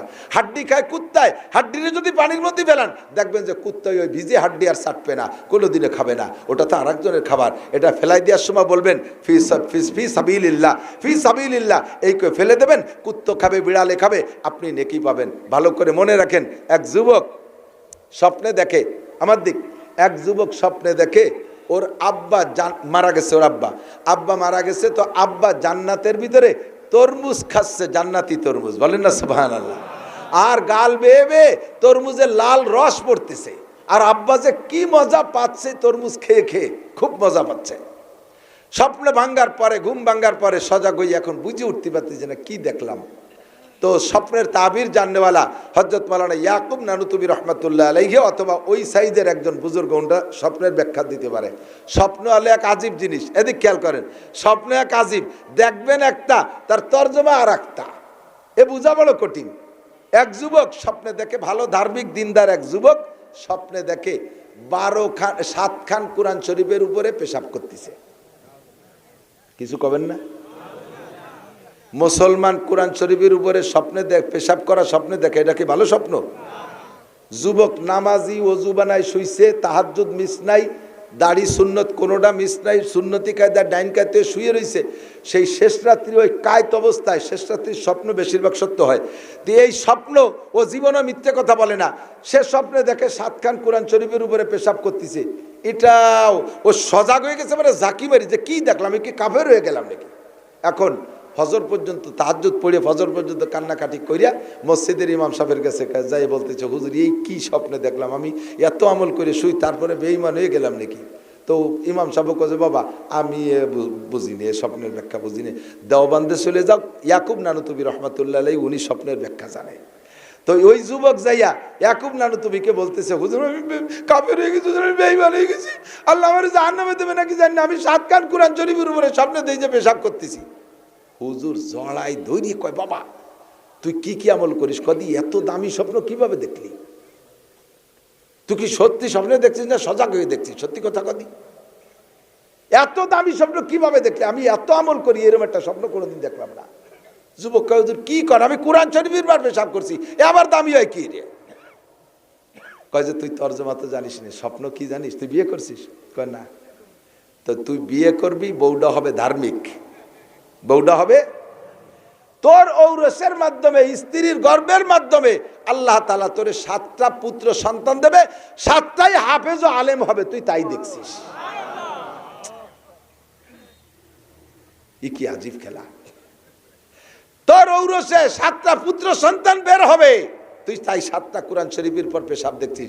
আর এই 7টা ছেলে হাফেজ ও আলেম হবে। পরবর্তীতে ছেলেটা বিয়ে করছে, ধার্মিক বউ পাইছে, 7টা ছেলে হয়েছে, সবগুলো দারুল উলুম দেওবন্দ থেকে হাফেজ আলেম হয়ে গেছে।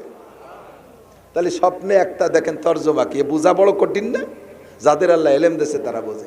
যুবক স্বপ্নে দেখে বাপে তরমুজ খাচ্ছে, এখন ভয় পাইছে, আল্লাহ তরমুজই খাচ্ছে না অন্য কোনো নাপাক খাচ্ছে, কি দেখলাম আল্লাহ জানে। যাইয়া হুজুরি কাছে বলছে, হুজুর বলছে, বাবা তুমি কি দিনের বেলা তরমুজ খাইছো নাকি? বলে, জি হুজুর আমি দিনের বেলা তরমুজ খাইছি। কিভাবে তোমার দিনের তরমুজ খার ইতিহাসটা কও? কয় যে হুজুর আমি যখন বাজারের থেকে তরমুজ নিয়ে বাড়ি ঢুকি, তা আমার ওই বাড়ি ঢোকার পথে গোয়াল আতাল, গরু বান্ধে আতাল কয় না, এই আতালে আমার গাইটা ছিল, আমার ওই গাই আমার তরমুজের দিক তাকাইছিল। পরে আমি তরমুজ খাইয়ে ওই খোসাগুলো সব আমার গাইরে দিছি, সে যে কি জুবা করে খাইছে, লাল গাল বেয়ে তার রস পড়ছিল। হুজুর বললেন, তোমার গাইতে তরমুজের খুশা খাইয়ে দোয়া দেছে, সেই দোয়ার ওসিলায় আল্লাহ তাআলা তোমার আব্বাকে জান্নাতে তরমুজ খাওয়াইছে। আপনি মাছ খাইছেন, গোশ খাইছেন, হাড্ডিগুলো আব্বা মার নামে সদকা করে দেন, বিড়ালে খাবে, কুত্তই খাবে, আপনার আব্বা মাকে আল্লাহ জান্নাতের মাছ গোশ খাওয়াবে। এ যদি পানির মধ্যে ফেলেন তাহলে ও আর বিড়াল কুত্তই খায় না, জিন্দেগিতেই সদকাটা হবে না, আমল করা যাবে না ইনশাআল্লাহ। এই কথাগুলো তো সব দিন আসে না, আজকে এসে গেল অতর্কিতভাবে ওয়াজ করবো, একটা হয়ে যাচ্ছে আর একটা কি তা আল্লাহ জানে, আল্লাহ ভালো জানে। যে সমস্যা, সে সমস্যার সমাধানগুলো আল্লাহ তাআলা উলামায়ে কেরামের জবানে এনে দেয়। তবলিগি যাবেন দেখবেন, তবলিগি গেলে মুরব্বীরা বলে দেয় কোনো কিছু খাইতে মনে চালে বলবেন না, জানা আছে না? তবলিগি গেলে এগুলো বলে দেয় না, কোনো কিছু খাইতে মনে চাইলে বলবেন না, বললে পাবেন না, একেবারে বাস্তব। কিশোরগঞ্জ, গতকালকে কিশোরগঞ্জ মাহফিলে গেছিলাম, কিশোরগঞ্জের পাকুন্দিয়া থানায় গেছি মাহফিল তবলিগে, এক চিল্লা রমজানে। এখন মনে চাইতেছে যে পুরোটাই তো এদিক কাটাইলাম, কিন্তু কাঁঠাল তো দুধ তো খাতি পারলাম না। আমির সাহেবরে বললাম, আমির সাহেব চিল্লাটা চলে গেলে একটু দুধের জোগাড় করতে পারলেন না? আমির সাহেব বললেন যে ঠিক আছে হুজুর, আপনি নিজেই যান, আর একজন সাথী নিয়ে যান, দেখেন কোন বাজারে দুধ পান। ওদিক বিকেলে বাজারে দুধ ওঠে, 5টা বাজার ঘুরছি, একটা বাজারে 100 টাকা দুধ পেলাম না। দুঃখে জ্বালায় বাঁচি নিজে, এ দেশে এত দুধ আর এক বাজারে দুধ পেলাম না। পরে কয়েকদিন বার কাঁঠাল খাতি মনে চাচ্ছে, চিন্তা হলাম যে কইলে তো পাওয়া যায় না, তা কবই নে দেখা যাক দেই কাঁঠাল কিনবা। চুপ করে রইছি, সন্ধ্যার আগে এক মনি এক কাঁঠাল আইছে, 3 দিন পর্যন্ত খাই সারতে পারি না। যে বিষয়গুলো সমাজে প্রয়োজন কখনো বক্তারে বলবেন না যে এইগুলো বলে দেন, মনে মনে দোয়া করবেন, দেখবেন প্রয়োজনীয় কথাগুলো। তাহলে সুন্নতের পর আমাদের আমল করা তৌফিক দান করুক, বলেন আমিন। অনেকগুলো বলছি, কিন্তু মনে আছে অনেকগুলো বলছি। বসার আদব বলছি, বক্তার সাথে সাক্ষাতের আদব বলছি, গাড়ি খোলার আদব বলছি, দস্তারখানের কথা বলছি, মেসাকের কথা বলছি। তবে মেসাকের একটা কথা বাকি রয়েছে, আর দস্তারখানের একটা কথা বাকি রয়েছে। দস্তারখানের সাইজ হবে কতটুক? কমপক্ষে সোয়াত স্কোয়ার, সোয়াত। পকেটের নাক মুসা রুমাইল আছে 1 বিঘে থাকেন, তাই থালের তলে বিছিয়ে দিছে। আর এর মুখ করলো কন্যা কিনা আবার।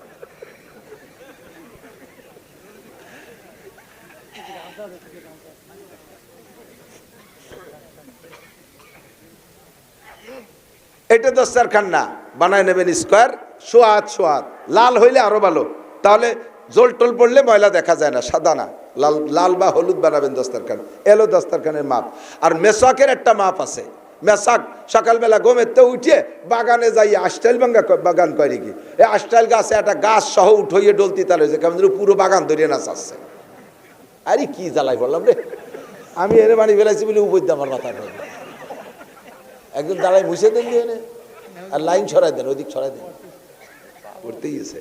এই পানি যে কি উপকারী, 1 ফুট মাথায় পড়লে পরে পাততালি বন্ধু ঠান্ডা হয়ে যায়, 1 সপ্তাহ বন্ধু গলা বসে থাকে। কোন দিক সরব? একটু এই সরাই দেন, এটা একটু সরাই দেন, এটা ওইদিক জায়গা আছে, কষ্ট হয়ে যাচ্ছে আপনাদের। দক্ষিণ দিকে সরলে ভালো। হ্যাঁ, দক্ষিণ দিকে এই টেবিলটা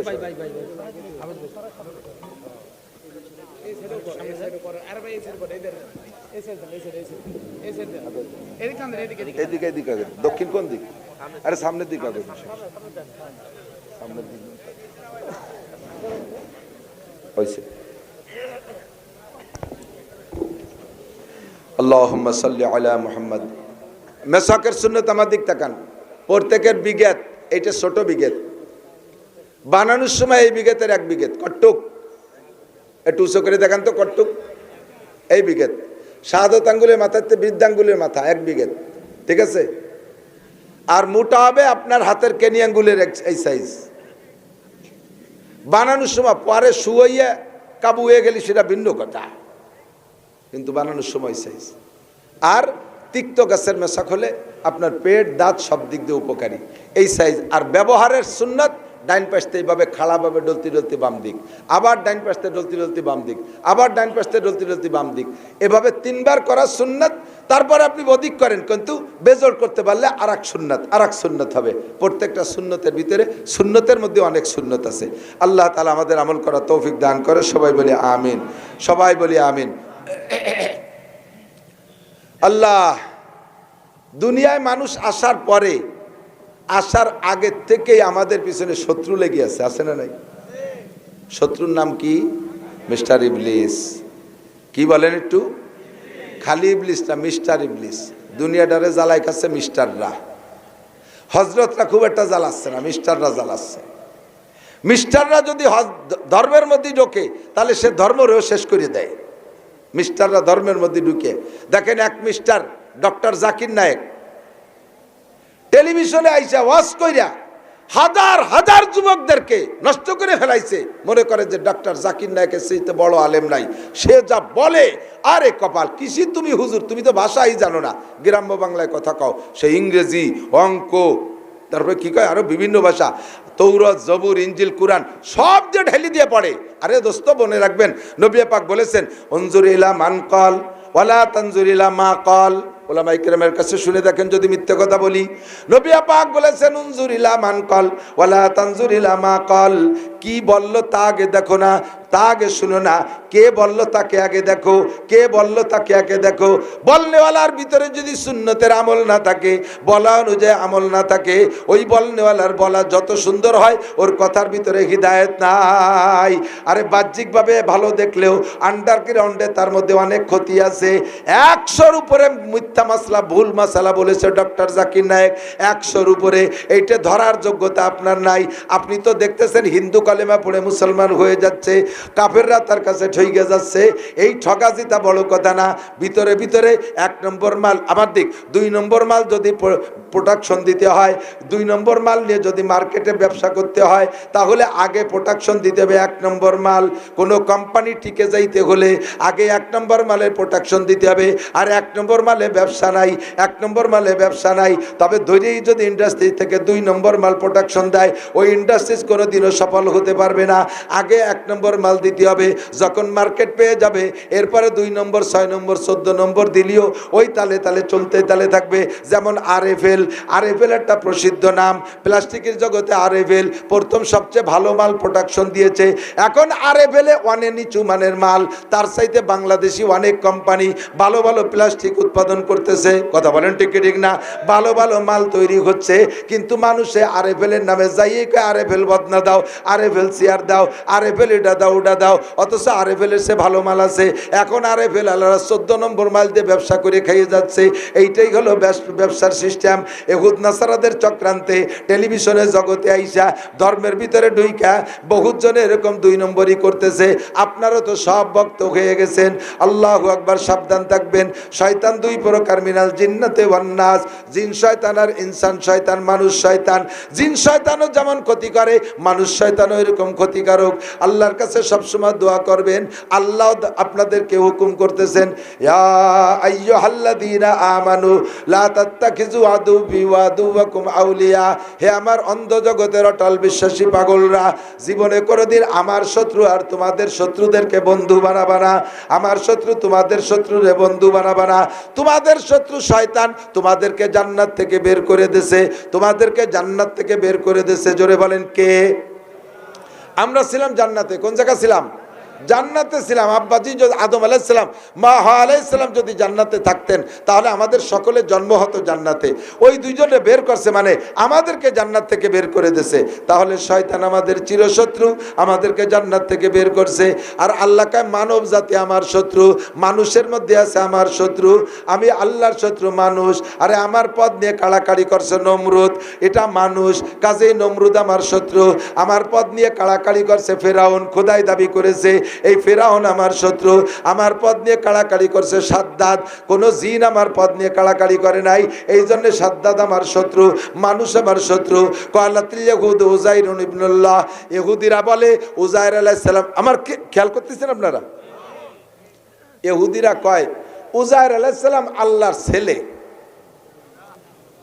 ভালো করে বুঝেন নাই বিদায়, গভীরে নজর দেন নাই বিদায় নাউজুবিল্লাহ আসতে কইছেন। উযাইর আলাইহিস সালাম আল্লাহর ছেলে, এই কথা বললে কত দূর যায় জানেন? ইহুদিদের দাবি উযাইর আলাইহিস সালামের মায়ের সাথে আল্লাহ যৌন মিলন করেছে, গর্ভধারণ করাইছে আল্লাহ, সেই গর্ভের সন্তান উযাইর। ওয়াকালাতিন নাসারা মাসীহ ইবনুল্লাহ, আর নাসারা খ্রিস্টানরা কয় মারিয়ামের স্বামী নাই, আল্লাহ মারিয়ামের সাথে যৌন মিলন কইরা গর্ভধারণ করাইয়া সেই গর্ভের সন্তান ঈসা। একটু জোরে কর না নাউজুবিল্লাহ। আল্লাহ কয় আমার নামে এত বড় অপবাদ আর কেউ দেয় নাই, স্বয়ং ইবলিসও আমার নামে এরকম অপবাদ দেয় নাই। কাজেই এই ইহুদ নাসারা আমার শত্রু। লা তাত্তাখিযু আদুওয়ি ওয়া আদুওয়াকুম আউলিয়া, আমার শত্রু তোমাদের শত্রুর সাথে বন্ধুত্বতা করবা না, যেই করবা তার সম্পর্কে রেজাল্ট শুনে নাও। আমাইয়াতাওয়াল্লাহুম মিনকুম ফাইন্নাহু মিনহুম, তাদের সাথে যাদের সম্পর্ক হবে কিয়ামতে আমি তাদেরকে তাদের সাথে বিবেচনা করব। মুসলমান যদি হিন্দুর সাথে প্রীত রাখো, মুসলমান যদি ইহুদিদের সাথে ভালোবাসা রাখো, খ্রিস্টানদের কালচার তোমার ভালো লাগে, আরে খ্রিস্টানদের পোশাক ভালো লাগে, খ্রিস্টানদের দাড়ি কাটার স্টাইল তোমার ভালো লাগে, খ্রিস্টানদের কাটিংয়ে চুল কাটা তোমার ভালো লাগে, তুমি খ্রিস্টান মুখে না হইলেও, তার সাথে একসাথে চলাফেরা না করলেও মিডিয়ায় দেখা তার কালচার তোমার ভিতরে আনতেছো, তার পোশাকে তুমি সজ্জিত হচ্ছ, তার স্বভাবে তোমার স্বভাব তৈরি করতেছো। কাজেই কিয়ামতের ময়দানে ওই ইহুদ নাসারা খ্রিস্টানদের সাথে তোমার বিবেচনা করা হবে। হও তুমি মুসলমানের বাচ্চা, কিছু আসে যায় না, তোর চুল কেন খ্রিস্টানের মতো, তোর দাড়ি কেন মেসির মতো, তোর প্যান্ট কেন চলচ্চিত্রের নায়ক নায়িকার মতো, তোর শার্ট গেঞ্জি কেন নায়ক নায়িকার মতো, হে মহিলা তোর পোশাক কেন খ্রিস্টানদের মতো, হে মহিলা তুই কেন মুসলমানদের সাথে দুর্গা পূজা, কালী পূজা, সরস্বতী পূজা, লক্ষ্মী পূজায় গেলি, তাদের ওই জায়গা যে কেন খাইলি? মুসলমানের সন্তান হইয়া, এই মুসলমানের সন্তান হইয়া কোনো হিন্দুর বাড়ি খাইতে পারে না। মুসলমান হিন্দুর বাড়ি খাইতে পারে না। মুসলমানের যদি মুসলমানিত্ব স্বভাব থাকে, হিন্দুর দোকানের মিষ্টি খাইতে পারে না। গত বছর আমি এক হিন্দু মিষ্টির দোকানদারের লাইভ সরাসরি শুনেছি। সে বলে, আমি এক বছরে মিষ্টির দোকানের মাধ্যমে মুসলমানদেরকে 20 কেজি গরুর পেশাব খাওয়াইছি। ময়রার নিজের মুখে লাইভ আমি শুনেছি, মুসলমানদেরকে এক বছরে 20 কেজি গচনা মিষ্টির মাধ্যমে খাওয়াইছি। মুসলমান, একটু কম খারাপ মিষ্টি খাও, একটু ভিতরে বিসিয়ালা শক্ত মিষ্টি খাও, তানাবালি গুড় খাও, তবুও হিন্দুর দোকানের মিষ্টি খাইও না। আর প্রতিবেশী হিন্দু, তাকে বাড়ি দাওয়াতও খায় মুসলমান। এরকম মুসলমান আছে না নাই? হ্যাঁ আছে। তোমার বাড়ি কি কোনোদিন কুরবানির সময় তার একটু গরুর গোস্ত খাতে পারছো? সে যে গোস্ত তোমারে খাইছে, বিসমিল্লাহ কয়ে জবাই দিয়েছে না রাম কয়ে জবাই দিয়েছে? কয় যে হুজুর দেখে জবাই করাইছি। হুজুর দেখে জবাই করালি, তোমার বাড়ি রান্না করছো কারে দিয়ে রান্না করছো? তার অজু গোসল পায় পরিষ্কার কি?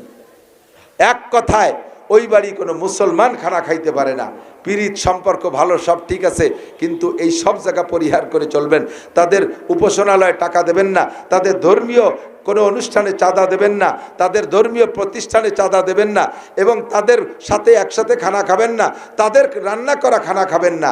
তাদের সাথে কেনা বেচার সম্পর্ক আছে, ব্যবসা বাণিজ্য সম্পর্ক আছে, তাও সাধ্য অনুযায়ী পরিহার করেন। আপনি কেন এত পীড়িত করবেন? খবর নেন তো ইন্ডিয়ার হিন্দুরা, ইন্ডিয়ার মন্ত্রীরা, এমপিরা ঘোষণা দিয়ে দিয়েছে, মুসলমানদের কাছে জমি বন্ধক দিবা না, মুসলমানদেরকে জমি বর্গাও দিবা না, মুসলমান কিষেনকে তোমার মাঠে, কামলাকে তোমার মাঠে নিবা না, মুসলমানদের দোকানে কেনা বেচা করবা না, মুসলমান কর্মচারী হোটেলে ছিল, অফিসে ছিল, সবগুলোকে বের করে দিয়েছে, দোকানের থেকে বের করে দিয়েছে। তারা যদি এই আচরণ করে, আমার বাংলাদেশে এত গণপ্রীতির দরকার কি? কথা কন না কেন? আমার কোনো প্রীতির দরকার আছে? অত প্রীতির করে দরকার? তারা আমার মুসলমানদেরকে মসজিদ থেকে লাঠি দিয়ে পিটাই বের করে, আর আমি তার বাড়ি যাব দাওয়াত খাতি। এই প্রীতির দরকার নাই। লাকুম দিনুকুম ওয়ালিয়া দিন। আমি বলবো, হ্যাঁ হিন্দু ভাই তোমার বাড়ি খাইতে পারি, তাহলে তুমি কুরবানির সময় আমার বাড়ি এসে গরুর গোস্ত খাতে যাবে। দেখবেন সেই সময় কবে যে হ্যাঁ এবার আসবো দাওয়াত নিয়ে। 10-12 দিন আগে, আরে দাদা কি যে ইচ্ছে ছিল এবার তোর সাথে গরুর গোস্ত খাবো, রুজিতি না থাকলে ভগবান রুজিতি লেখে নাই। কি হয়েছে? কয় বাবাই যে ভিসা করে নিয়েছে, মাঝে দিদিরে বিয়ে দিছি ইন্ডিয়া, সেই জায়গা আমার জাতি হবে, দিদির জন্য এইগুলো কিনছে, সেই জায়গা জাতি হবে। উদ্দেশ্য বোঝো? মানে তোমার বাড়ি গরুর গোস্ত খাতি আসবে না, সেই জন্য সে ভিসা নিয়ে চলে গেছে। তুমি বলে দেছো সপ্তাহখানিকের মধ্যে চলে আসিস। কয় না দাদা 3 মাসের ভিসার মেয়াদ শেষ না হলে আসবো না। তার মানে কি? তোর বাড়ির দ্বারে গরুর গোস্তের গন্ধ থাকতে সে আসবে না। আর তুমি হিন্দু বাড়ি যাইয়া, পুজোর পরে হিন্দু বাড়ি যাইয়া লাড্ডু খাও। নাড়ু কি কয়? নাড়ু খায় না? নাড়ু খায়। হ্যাঁ, বৌদি নাড়ু দেশে উড়িয়ে খুশি। মুসলমান মহিলাদের ভিতরে এই দরদ নাই। হিন্দু বৌদিদের কলিজা পাহাড়ের মতো একটা কলিজা, আকাশ জোড়া কলিজা, খালি মুখে আসতে নাড়ু খাওয়াইছে। তুই ওই বাড়ি যে নাড়ু খাইছিস, বৌদি সকালবেলা শুয়োরের গোস্ত করছে না, জল খাসি কাটছে, তার ঠিক কি? সেই আদ্যে রক্ত মাহানু যে আদ্যে নাড়ু বানাইয়ে তাই তোরে দেশে তুই জম্মের খাইছিস। ওয়ানা খাইয়ে মাদ্রাসায় আসিস, আমরা মাটি দিয়ে কুলুকির ডেলা বানাই তুইছি, ওর 3টে খাইয়ে 1 গ্লাস পানি খেয়ে চলে যাইস। আর কি কব আমি খুঁজে পাচ্ছি না। আল্লাহ হেফাজত করুক, বলেন আমিন। লা তাত্তাখিযু আদুব্বি ওয়া আদুব্বাকুম আউলিয়া। শয়তান আমাদের দোস্ত না দুশমন? আল্লাহ শয়তান আমাদেরকে দিয়ে গুনাহ করাবে, এটা আল্লাহ জানে। এটা আল্লাহ পাক আমাদেরকে জান্নাতে দেবেন, এজন্য জান্নাত সৃষ্টি করেছেন। এর কারণে আল্লাহ পাক বলেন, শয়তানে তোমাদেরকে দিয়ে গুনাহ করাবে। গুনার ক্লাসিফিকেশন 2টা, কবিরা আর সগীরা। আল্লাহ পাক দায়িত্ব নিয়েছেন, আমি সগীরা গুনার দায়িত্ব নিলাম, আল্লাহ নিয়েছে সগীরা গুনার দায়িত্ব। আর আমারে আপনারে দেশে কবিরা গুনার দায়িত্ব। কি গুনাহ? আল্লাহ কয়, ইন তাজতানিবু কাবাইরা মা তুনহাউনা আনহু নুকাফির আনকুম সাইয়্যাতিকুম ও বান্দা, তুমি যদি তোমার যোগ্যতা বলে কবিরা গুনাহ থেকে বাঁচতে পারো, তোমার যোগ্যতা বলে কবিরা গুনাহ থেকে বাঁচতে পারো, নুকাফির আনকুম সাইয়্যাতিকুম, তোমার জীবনে যত সগীরা গুনাহ হবে এর একটা থেকেও তওবা করা লাগবে না। বিনা তওবায় আমি আল্লাহ সমস্ত সগীরা গুনাহ মাফ করে দেব। বলবেন না সুবহানাল্লাহ? আমি বললাম, আল্লাহ তুমি কবিরা গুনার দায়িত্ব নাও, সগীরাটা আমাকে দায়িত্ব ছেড়ে দাও। বড়গুলো আমাকে দায়িত্ব দিলে আর ছোটটা তুমি নিলে তো হয় না। আল্লাহ কয়, গুনাহ তো গুনাই, সগীরা গুনায়ও 7000 বছর জাহান্নাম, কবিরা গুনায় 7000 বছর জাহান্নাম। বাকি সগীরা গুনার দায়িত্ব তোরে দিলি তুই বাঁচতে পারবি না। কবিরা গুনার দায়িত্ব এজন্য দিছি, কবিরা মানে বড়, বড়ডারে দেখা যায়, বড়ডারে একটা 4 হাত লম্বা একটা গুক্কু সাপে যদি আপনারা কামড় দিতে যায়, ফনা তোলে না? ফনা ছাড়া কিন্তু বিষাক্ত সাপে দংশন করতে পারে না, ফনা তোলে। তা সাপটা যদি বড় হয়, ফনাটা বড় হয়, আর কামড় দেওয়ার আগে ফস করে একটা শব্দ করে, তাহলে সাপটা বড় হলেই পারা তারে দেখা যায়, ফনাটা বড় হয় দেখা যায়, ফসটা জোরে হয় কানে শোনা যায়, ইচ্ছা করলে লাভ দিয়ে জাম করে সরিয়ে যাওয়া যায়, ঠিক কিনা? আর ছোট একটুক একটা গুক্কু সাপের বাচ্চা, কেউটো সাপের বাচ্চা, ওই ছোট সাপে কামড়ালি তো মানুষ মরে না? হ্যাঁ মরে, মরে না? মরে না। সগীরে সাপ হতে কি হবে? সগীরে সাপ, ছোট সাপ মরে, মরে। তাই ছোট সাপ এ রাতের থেকে বাঁচা কিন্তু ভারী কঠিন। ও মুজার মধ্যে যে ঢুকে বসে রয়েছে আপনি জানেন না, জুতার মধ্যে ঢুকে বসে রয়েছে জানেন না, ভরি দিয়েছেন জুতোর ভিতরে পা মারি দিয়েছে, জাইঙ্গের মধ্যে পেঁচায় রয়েছে ভরিয়ে বেলাইছেন জাগা মতো মারিয়ে দিয়েছে, বালিশির তলে যে বসে রয়েছে কানের দ্বারে হুশ করে মারি দিয়েছে, ওর টুকটা দেহাও যায় না, তার হুশও নাই, তার ভনাও নাই, আবার কামড় দিলি মরে, আবার কামড় দিলি মরে। তাহলে বলেন বড় সাপের থেকে বাচ্চা সহজ না ছোট সাপের থেকে? ছোট সাপের থেকে বাচ্চা সহজ না বড় সাপের থেকে? বড় সাপের থেকে বাচ্চা সহজ, দেখে লাভ দিয়ে জাম করে সরিয়ে যেতে পারো, ছোট্টার তো দেখাই যায় না। এই জন্য আল্লাহ বলেন কবিরা গুনাহ দেখা যায়, কবিরা গুনাহ দেখা যায়, তুমি ইচ্ছা করলে জাম করে সরিয়ে যেতে পারবা, কিন্তু সগীরা গুনাহ টের পাওয়া যায় না, কোন ফাঁকে ফাঁকে পেছে পেছে হয়ে যায়। আবার শাস্তি কিন্তু একই, দুয়ে সাপের একই বিষ, দুয়ে সাপের একই বিষ। আল্লাহ বলেন ইনতাজতানিবু কাবাইরা মা তুনহাউনা আনহু নুকাফির আনকুম সাইয়্যাতিকুম, তোমারে কয়টা কবিরা গুনাহ চিনাই দেই, এদিক তাকান, কয়টা কবিরা গুনাহ চিনাই দেব, এই কবিরা গুনাহগুলো থেকে তুমি বাঁচো, আমি তোমার জীবনের সমস্ত সগীরা গুনাহ বিনা তওবায় ক্ষমা করে দেব।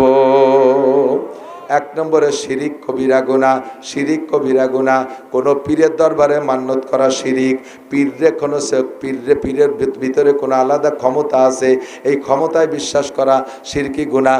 মানুষ মারা যাওয়ার পরে, পিসাব মারা যাওয়ার পরে মাজারে যাইয়া কবরে যায়, সে জায়গা গরু দেয়, ছাগল দেয়, আর মনে করে পীর বাবা অনেক কিছু করে দেবে, এইটা আপনি মুশরিক হয়ে গেছেন, আপনি মুশরিক হয়ে গেছেন।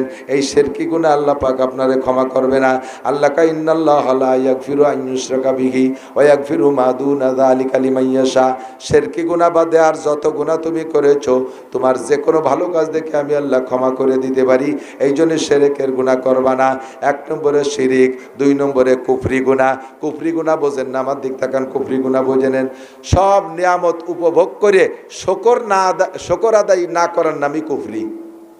গলা সমান খাইয়ে গ্যাড় গ্যাড় করে চলে গেলেন, জোল ভালো হয়নি, মাছ ভাজা ভালো হয়নি, ডিম খেয়েছে, বর্তা মাহাইছে না গুড়ার ডিম মাহাইছে, এই গালাগালি হতে চলে গেলেন, হয়ে গেল শুকর আদায় হয়ে গেছে।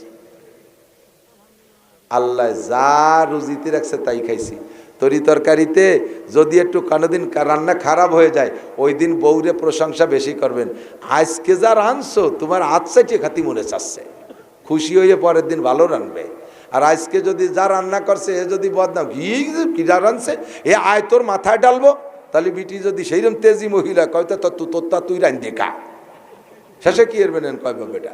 আমাকে ওই জায়গায় ভ্যান চালাই নিয়েছে, জম্মের ডিলিয়ে 2টে মহিলারে উঠাইয়ে ও ভ্যানে নিয়ে যাচ্ছে, কতদূর যাওয়ার পর এত অলস, পেটের গোরে কি করে না, ফাঁকা মাঠের মধ্যে যাইয়ে আর ওই মাইয়ে 2টে কাছে ভাই একটু জোরে চালান, ভাই একটু জোরে চালান, ওইভাবে চালাই যাচ্ছে।